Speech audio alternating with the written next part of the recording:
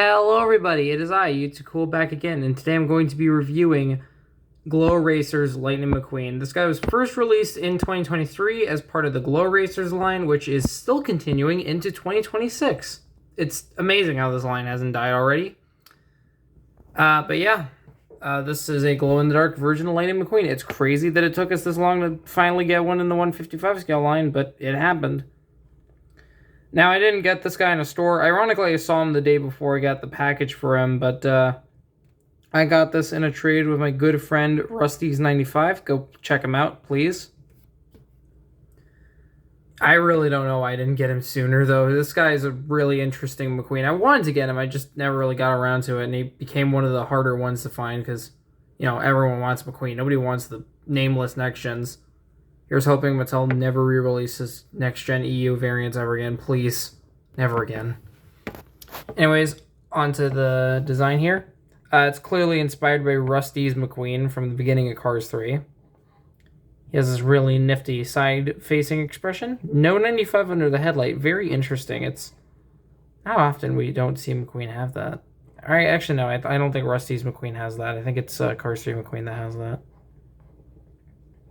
Piston cup, octane gain, RPM, volting clutch aid. I don't know why I read those out. We all know Cars 3 McQueen sponsors. There's 95. Steez. Gas cap printed on, not molded. Strange. Back here. Hold on.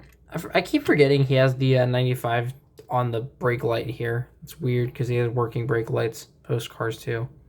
Yeah, he has a couple of chips, but I think he can paint over these. They're actual paint chips, not just... He didn't come like that. He was just chipped. I don't know how they got chipped, but I assure you it wasn't Rusty's 95's doing. That guy is, like, super careful with his cars. Here's the underside. Oh, this is from 2023. That's crazy, actually.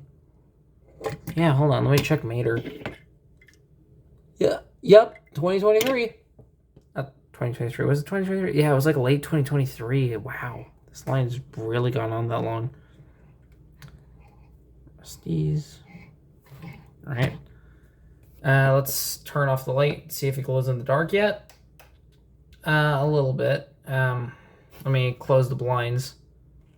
Okay, he's glowing a little bit. Let's charge him up with the light.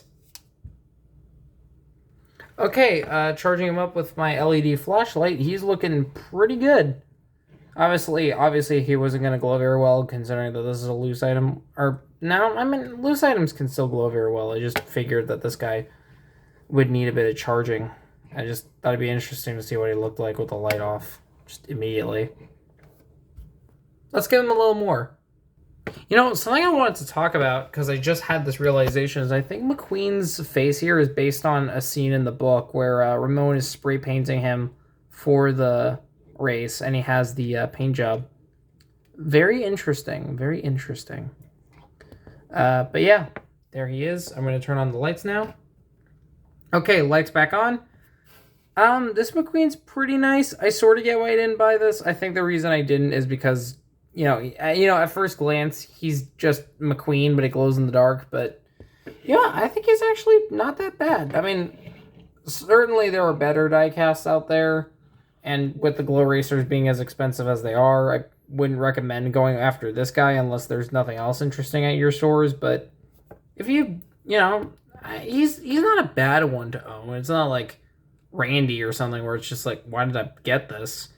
No, he's solid. Solid. You know, I wonder if they're going to make this guy from China. Because, you know, they're switching over to China, so... The Glow Racer's going to be China? It'd be crazy if they were making cars from all three countries that made cars diecast. That'd be... Like, could you imagine? Anyways, that's all I have for today. Hope you all enjoy the review, and I shall see you all around. Bye-bye!